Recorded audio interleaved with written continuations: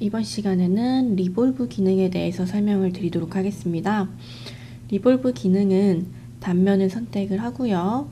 회전축 및 원점을 선택해서 회전 각도를 입력을 해주시면 회전체 형상을 생성하는 기능이라고 보시면 됩니다. 익스트루드와 마찬가지로 단면에는 커브, 엣지, 페이스, 스케치를 선택을 해주실 수가 있고요. 회전이 될 축을 선택을 해주시고요. 이때 벡터를 정의를 해주실 수가 있습니다. 그리고 회전을 할 때 이 원점을 선택을 해주셔야 되는데요. 원점에 따라서 회전이 되는 모양이 다르기 때문에 이 원점도 선택을 해주셔야 됩니다. 그리고 회전 각도를 또 정의를 해주실 수가 있습니다. 회전 각도는 밸류가 있고요. 시메트릭 밸류, until selected 이렇게 세 가지로 나뉘는 걸 보실 수가 있습니다. 그리고 불리언도 있고요. 익스트루드와 마찬가지로 옵셋이라는 부분도 있어서 두께도 정의를 해주실 수가 있습니다. 마지막으로 바디 세팅에 솔리드로 만들 건지 시트 바디로 만들 건지도 정의를 해주시면 되겠죠. 여기서 리볼브는 회전축을 선택을 하는데요. 이때 벡터를 정의를 해주셔야 됩니다. 벡터를 정의하는 방법은 데이텀 CSYS에 있는 축을 선택을 하는 방법이 있습니다. 이때 포인트는 자동으로 데이텀 CSYS의 원점으로 선택이 되는 것을 확인을 해주실 수가 있고요. 두 번째는 가상의 벡터라고 해서 이 보라색깔 벡터가 생성이 되는데요. 이때는 자동으로 포인트가 입력이 되지 않아서 회전을 할 원점을 우리가 포인트로 지정을 해주셔야 됩니다. 세 번째로 벡터 다이얼로그라고 있는데요. 벡터 다이얼로그는 이 부분에 있습니다. 우리가 객체에서 참조할 수 있을 때 벡터 다이얼로그를 통해서 조금 더 빠르고 쉽게 선택을 할 수가 있는데요. 예를 들어 모델링에 블럭이 있을 때 이 블럭의 엣지를 벡터로 선택을 하실 수가 있고요. 혹은 포인트를 두 개 선택을 해서 이 두 개의 포인트를 있는 방향으로 벡터 방향을 생성을 해주실 수가 있고요. 면의 노멀한 방향으로도 벡터를 참조를 해주실 수가 있습니다. 그래서 객체에서 참조할 수 있을 때는 벡터 다이얼로그 박스를 이용을 해주실게요. 그리고 리밋 부분은 밸류 부분이 있고 시메트릭 밸류가 있는데요. 리볼브에서 리밋 밸류는 각도를 의미합니다. 우리가 이 단면을 선택하고 Z축으로 회전을 한다고 했을 때 X 방향으로 생성이 되는데요. 이때 X축으로부터 반시계 방향으로 각도를 입력을 해주시면 됩니다. 그리고 시메트릭 밸류는 섹션으로부터 양방향으로 대칭으로 회전을 해주는 방법이고요. until selected는 내가 선택한 면까지 회전체를 생성을 하겠다라는 거겠죠. 자, 그리고 한 가지 더 설명을 드리면 회전 단면이 닫혀 있는 경우와 회전 단면이 열려 있는 경우가 있습니다. 회전 단면이 닫혀 있는 경우라면 솔리드 바디가 자동으로 생성이 되고요. 오픈된 단면이라면 360도를 회전했을 때는 솔리드 바디가 생성이 됩니다. 근데 360도 미만, 즉 180도나 359도까지는 시트 바디로 생성이 되는 것을 확인을 해주실 수가 있으실 거예요. 그래서 NX를 띄워서 설명을 드리도록 하겠습니다. 자, 파일을 오픈을 해주시고요. 리볼브 파일을 오픈을 해주시도록 하겠습니다. 파일이 오픈이 됐으면 리볼브 기능을 실행을 해보도록 할 건데요. 익스트루드 옆에 리볼브라는 기능이 있습니다. 이 리볼브 기능을 실행을 해서 리셋을 한번 눌러주시고요. 이때 스케치 단면이 없는 경우에는 단면을 그려서 리볼브를 해주실 수가 있습니다. 미리 그려져 있는 단면을 선택을 해주시는데요. 인퍼 커브로 모든 커브를 선택을 해주도록 하겠습니다. 그리고 MB2를 누르면 벡터를 선택할 수 있는 단계가 나오는데요. 이때 데이텀 CSYS가 있고요. 가상의 벡터가 있고요. 벡터 다이얼로그 박스가 있습니다. 여기서 데이텀 CSYS의 Z축을 선택을 해보도록 하겠습니다. 벡터와 포인트를 정의를 해주셔야 되는데요. 벡터 Z축을 선택을 해주시면 포인트가 데이텀 CSYS의 기준으로 자동으로 잡히는 걸 보실 수가 있습니다. 그래서 여기 데이텀 CSYS를 선택할 때는 포인트가 자동으로 그 CSYS 원점으로 합히는 걸로 확인을 해주시면 되겠습니다. 벡터를 선택을 했으면 각도를 입력을 해주셔야 되는데요. 기본 디폴트는 360도입니다. 여기서 180도를 입력을 해주시면 180도만큼 회전체가 생성이 되는데요. X축을 기준으로 반시계 방향으로 180도로 생성이 되는 걸 보실 수가 있습니다.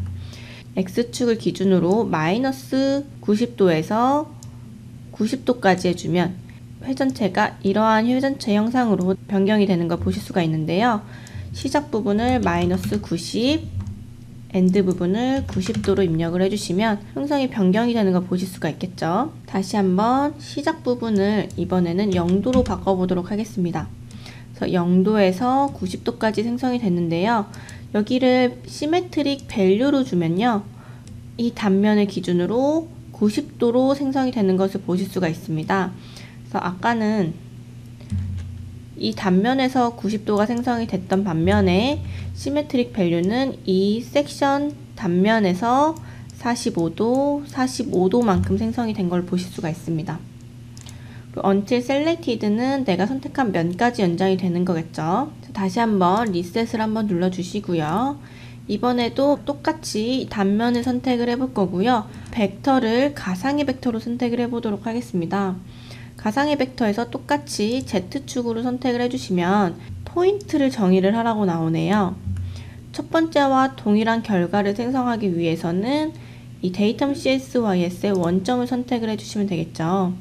아니다, 나는 다른 원점을 선택할 거다 라고 해주시면은 형상이 변경이 되는 것을 보실 수가 있겠죠. 리볼브는요, 단면을 기준으로 벡터 방향으로 어떠한 원점에 따라서 회전이 달라지는 거 확인을 해 주실 수가 있습니다. 다시 한번 리셋을 눌러 주시고요. 똑같이 스케치 단면을 선택을 해 주시고요.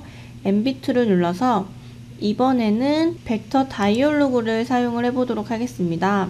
타입에 보면 인퍼드가 있고요. 투포인트가 있고 온 커브 벡터가 있고 페이스 플레인 노멀 그리고 X축 마이너스 X축 이런 식으로 벡터 다이얼로그 박스가 있는데요. 저는 인퍼드로 놓고 이번에는 객체를 선택을 해 보도록 할게요. 객체를 선택을 할 때는 이 라인을 선택을 해 주셔도 되고요. 다른 바디 부분의 엣지 부분도 선택을 해 주실 수가 있습니다. 저는 이 스케치에 커브를 선택을 해주면 회전체를 생성을 해 주실 수가 있겠죠. 다시 Shift를 눌러서 이번에는 이 라인 X축과 평행한 라인을 선택을 해주시면 똑같은 단면일지라고 하더라도 어느 벡터를 찍느냐에 따라서 형상이 달라지는 것을 보실 수가 있습니다. 다시 한번 커브를 선택을 해줘서 벡터를 선택을 해주시는데요. 이번에는 커브가 아니라 투포인트로 바꿔보도록 하겠습니다. 이 라인을 찍으셔도 되지만 두 개의 포인트를 찍어주면 그 두 개의 포인트를 잇는 벡터가 생성이 됩니다.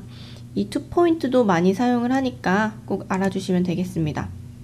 리볼브 기능을 사용을 할 때는 벡터를 선택을 할 때 이 좌표계를 찍으실 수가 있고요. 아니면 가상의 좌표 혹은 벡터 다이얼로그 박스를 사용을 해주실 수가 있습니다.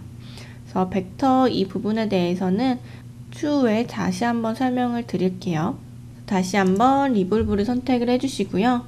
이번에는 닫힌 단면과 열린 단면의 차이점을 보도록 하겠습니다. 지금까지는 닫힌 단면을 선택을 해주시고요. 벡터를 선택을 해줬기 때문에 자동으로 솔리드 바디가 생성이 되는 것을 확인을 해주실 수가 있습니다.